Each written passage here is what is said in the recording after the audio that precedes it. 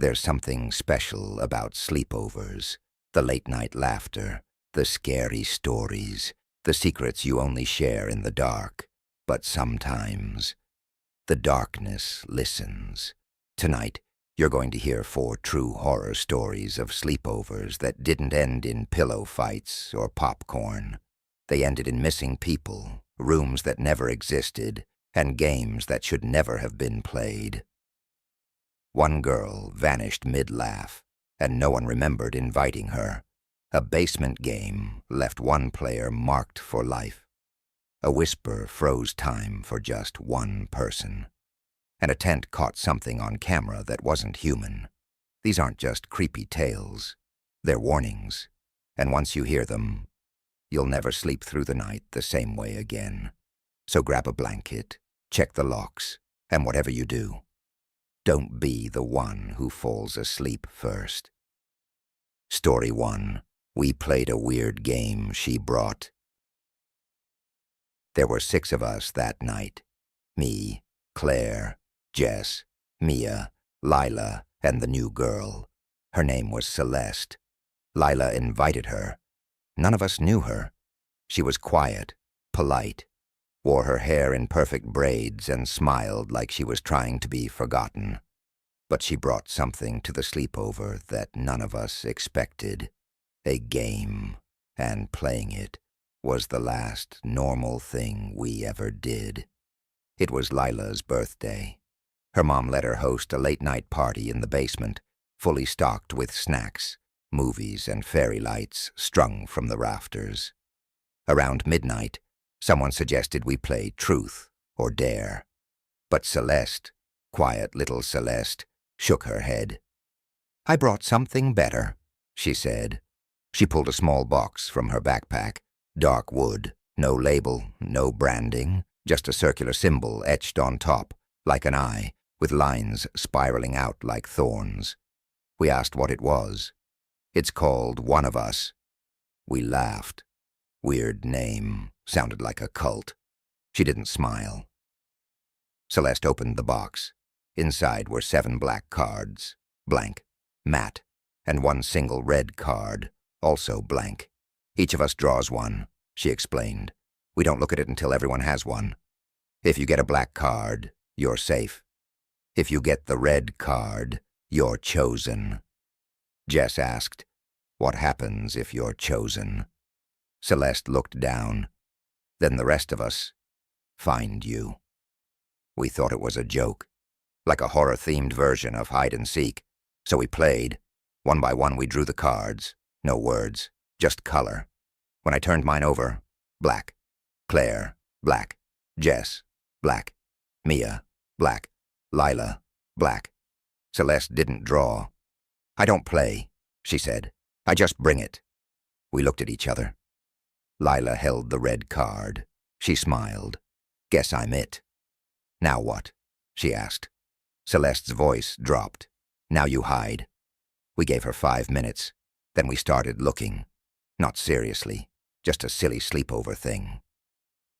We searched the storage room, the laundry closet, behind the old futon. Nothing. 10 minutes passed, then 20, then 30. We started calling her name. No response. We checked upstairs. Doors were locked. Her parents asleep. We even tried outside. No footprints. No door open. No broken window. Lila was gone. That's when Jess noticed her phone, still charging on the basement table. She wouldn't have left without it. Would she? Celeste sat quietly on the couch, watching us. "It doesn't take her," she said. "Not right away." We all turned to her. "What do you mean it?" Mia asked. "The game," Celeste replied, as if it were obvious. "The one in the box. It only plays once." We were scared now. Not pretend scared. Real scared. We wanted to wake Lila's parents, call someone. But our phones had no signal. None of them. Not even Wi-Fi. The basement lights flickered. Once. Twice. Then they went out. We screamed. I scrambled for my phone. Flashlight on, but it barely lit more than a few feet ahead. The room felt colder, and the air smelled wrong, like damp earth and plastic, like something had been buried. Jess called out again, "Lila!" Silence, then a faint sound from under the stairs, like breathing. We all backed away. Mia stepped toward the staircase and crouched. "Lila?" she whispered. No response. She reached out and pulled the small door open. Darkness, dust, and then something crawled out. We screamed. It was Lila, sort of. Her clothes were the same, her hair the same. But her eyes were too wide, too dark, and she didn't blink. She stood, smiled, but her lips were torn, like she'd been smiling too long, too hard. "Found me," she said. Then she reached into her hoodie pocket and pulled out the red card. "My turn." The lights came back on. She collapsed to the floor, unconscious. We surrounded her, tried to wake her, but she was ice cold, mumbling something, one word, over and over, again, again, again. We called an ambulance. Lila woke up 3 hours later in the hospital, but she didn't remember anything. Not the game, not hiding, not the card, nothing. The next day, Claire texted me, said she couldn't sleep, kept hearing scratching in her closet. Jess said her card, the black one, had changed color overnight. It was now red. We agreed to burn the box, but when we checked Lila's basement, it was gone. So was Celeste. Lila said she never invited her, didn't even know who she was. We checked her school records. No student named Celeste, no last name, no address. We tried to move on, pretend it didn't happen. But 1 week later, I got a letter. No return address. Inside was a single black card, now red, and a note. One of us. Story 2, The Room Behind the Vent. This happened to my older brother Grant and his friends in 2017. It was supposed to be a normal sleepover. Video games, snacks, no parents, the usual. There were 5 of them: Grant, Leo, Marcus, Brendan, and Tate. They stayed at Brendan's place, a big, weird 3-story Victorian house on the edge of town, the kind with creaky floorboards, strange smells, and wallpaper that always looked damp. Brendan's parents were away for the weekend, and in that empty, echoing house, they played a prank that went too far. Around 11 p.m., Marcus got the idea. "Let's do a fake haunting, like make up a story about this house and see if we can scare each other." They were bored, Twitch was down, pizza was gone, so Grant made up something on the spot. "There's a room behind the vent in the upstairs hallway," he said. "Used to be sealed off after a kid went missing there. They say the walls whisper your name if you walk by slow enough." The others laughed, except Brendan. He looked unsettled. "How'd you know about that?" he asked. Grant shrugged. "I didn't. I made it up." "No," Brendan said. "There really is something behind that vent." They thought he was playing along, until he led them upstairs. 2nd floor, long hallway, no lights except a motion sensor near the staircase. Brendan pointed. Sure enough, a large metal vent was embedded in the wall halfway down, big enough to crawl through if someone was stupid enough to try. "I hear tapping from it sometimes," Brendan whispered. "My dad said it's just old ducts, but it's not. The tapping comes from the wall, not the vents." Tate dared him to open it, so Brendan did. Unscrewed it with a butter knife from the kitchen. Behind the vent was a dark square cavity, about 4 feet wide, 3 feet high. It smelled like mold and old paper, and inside there was a metal handle connected to something deeper in the wall. "It's probably a crawl space," Leo said. "Or a panic room," Marcus added. "Let's go in," Grant said. They were 15. They didn't think twice. Brendan went first, shined his phone flashlight inside, pulled the handle. It opened a narrow passage. rough concrete, spider webs, something dark running along the edge like water or oil. One by one, they crawled in. Except Tate. He stayed behind to guard the snacks, he said. But mostly he was freaked out. The tunnel curved slightly, just enough that they lost sight of the vent within 30 seconds. After about 10 feet, it opened into a small square room, empty, no furniture, no window, just a floor, walls, and a single thing painted across the back wall in dried black paint. "Do not follow it back." Marcus laughed. "Dude, this is awesome." Leo was taking photos. Brendan was pale. Grant felt something strange, not cold, but flat, like the air had no weight, no pressure, like breathing in a vacuum. They stayed for a few minutes, joked, whispered, tried to listen for the tapping. But there was only silence, until Marcus said, "Wait, where's the vent?" They turned. The tunnel was gone, just smooth blank wall. They panicked, started tapping, banging, yelling. No response. Then a whisper, behind them, from inside the room, one at a time. Grant spun around. Nobody was there, just shadows. Brendan said he saw something move, a shape, thin, crawling on the ceiling. They backed into the corner, all four of them, flashlights dying, shaking. Then the room shook, once, like something huge had taken a step. A doorway appeared, not a tunnel, not the same way they came in. A black archway on the opposite wall, lit by nothing. Inside was darkness so complete, it looked like a wall, until they heard it again. "One at a time," Leo screamed, turned, ran into the dark. The others shouted after him, but he was gone. No sound, no response, just swallowed. The doorway sealed itself like melting wax. Gone. Then the vent reappeared, behind them, open, waiting. They didn't talk. They just crawled back through it, faster than they thought possible. Tate was still in the hallway, half asleep. When they burst out, screaming and breathless, he nearly jumped out of his skin. "Where's Leo?" he asked. They didn't answer. They searched the entire house. No sign of him, no footprints, no noise, no open windows, just gone. They called Leo's phone, no answer. Called his mom, said he left early. No one believed them. They never told the truth, not to anyone. They said Leo bailed, took an Uber home. Phone must have died. Everyone bought it. The police didn't investigate. No one questioned a teenage disappearance when it looked like a runaway. But Grant knew better. All of them did. Because that night, when they got home, they each had a message waiting for them. Not on their phones. On a piece of paper.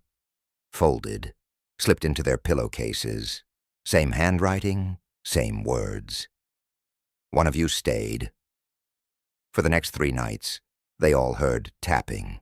Not from the vents, from the walls. Grant moved states. Marcus went silent. Brendan transferred schools. Only Tate stayed local. He never entered the 2nd floor again. 2 years later, Grant went back to that house. It was empty. For sale? He walked the hallway. No vent, no dust, nothing. Except nailed to the wall, a piece of paper, old, faded, and written in black, "Do not follow it back." Story 3, frozen at 2:16 a.m. I was 13 when it happened. My best friend Naomi invited 4 of us for a birthday sleepover. Me, Ellie, Grace, Zoya, and her. Naomi's parents were cool. They ordered too much pizza, let us stay up as late as we wanted, and even set up a projector in the living room for horror movie night. It was perfect, until 2:16 a.m. That's when everything went still. The movie had just ended. We were in sleeping bags, scattered across the floor. Some of us were texting, others half asleep. I remember looking at my phone, 2:15 a.m. Then I heard something, a soft whisper, so quiet I thought it was in my head. "Mara." That's my name. I looked around. Everyone was frozen. Naomi's arm was still in mid-reach toward her water bottle. Ellie's phone was lit, stuck on a loading screen. Grace had her eyes half closed, and Zoya wasn't blinking, just staring forward, breathing, but not moving. I stood up, called out, "Nothing." I touched Naomi's shoulder, stiff, rigid, like someone had paused her mid-animation. I backed up, then I heard it again, the whisper, "Mara." It was coming from the kitchen, but the kitchen was dark. I picked up my phone. No signal. Battery dropped from 92% to 6% instantly. Dead. I turned to Naomi's clock. 2:16 a.m., still, unmoving. Even the second hand had stopped. I walked toward the kitchen. Each step felt heavier. The lights flickered above me, like they were trying to decide whether to exist. I turned the corner. No one there. Just the fridge humming softly, the sink dripping. And then I saw it. The back door was open, slightly, rocking in the wind, and on the floor in front of it was a note, folded once. Written in tiny block letters, "Do you want to switch?" I dropped it, ran back into the living room, everyone still frozen, Naomi still mid-reach. Only now, her eyes had moved. They were looking at me, wide, panic, but her body stayed frozen. I ran to her. "Naomi, what's happening?" She blinked twice, rapid, but couldn't speak, couldn't move. Then I saw it, behind her, in the reflection on the TV, a shape, tall, thin, no face, just standing in the hallway by the stairs, watching. I turned. No one there, just a gust of air, and a smell, like dust and lavender, like something old trying to seem warm. Then the lights went out. For 1 second, 2, 3, and when they came back, Naomi was gone. The others were still frozen, but Naomi's sleeping bag was empty, still zipped, still warm. In her place was a second note, different handwriting, looped, elegant. She said yes. I screamed. Ellie gasped. The lights flickered again. Time started moving. Phones buzzed. Grace sat up, yawning. Zoya rubbed her eyes. "Did I fall asleep?" she asked. They looked at me like I was insane. No one remembered anything. Not the freezing, not the whispers, not the note. Naomi didn't come back. The next morning, her mom thought she snuck out for a walk. Something she apparently did often, but I knew better. I never told the truth. Neither did the others. But Naomi's phone was found a week later, in a locked closet in the basement. Battery dead. No fingerprints. Just one photo saved to the gallery. A black and white image of me, sleeping, taken from just a few feet away. That night I found another note in my backpack. Same neat handwriting. "You were always the one it wanted." And the clock in my room, it froze at 2:16 a.m. Story 4, He Wasn't in the Tent. We were camping in Zane's backyard, the kind of wide wooded property that might as well be a private forest. There were 4 of us, me, Zane, Colin, and Drew. We were 16, trying to be tough, sleeping outside, no parents, just snacks, flashlights, and a half-broken Bluetooth speaker playing late 2000s rock. It was supposed to be a fun, low-stress summer night. Then Drew said, "Let's summon something." He said it jokingly, waving a flashlight under his chin, making ghost sounds. Zane laughed. Colin rolled his eyes.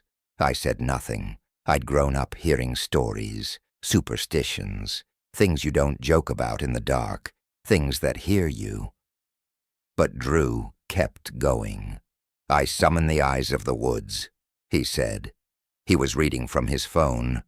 Some Reddit creepypasta post he saved for nights like this. Zane dared him to say it 3 times. So Drew did. "I summon the eyes of the woods. I summon the eyes of the woods. I summon." Before he could finish, all our flashlights died. At once. We froze.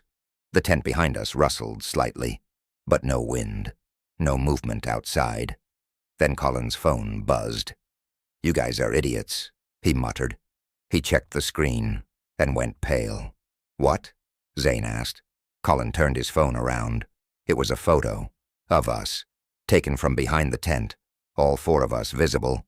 None of us had our phones up. Drew checked his phone. No photos, no open apps. Battery at 94%. But a new message had appeared.